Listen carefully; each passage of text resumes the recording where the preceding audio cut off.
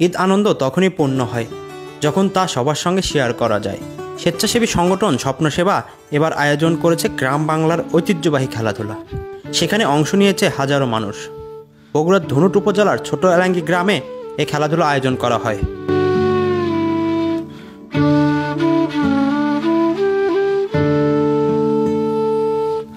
শিশুদের জন্য ছিল দারুণ সব খেলা, নারীদের জন্য ছিল পিঠা বানানো, পুরুষদের জন্য ছিল আরও চ্যালেঞ্জিং খেলা। ঈদ মানেই আনন্দ ভাগাভাগি করা। স্বপ্নসেবার এবারের আয়োজন গ্রাম বাংলা ঐতিহ্য ফিরিয়ে এনে ভালোবাসার বন্ধন সবাইকে এক করা।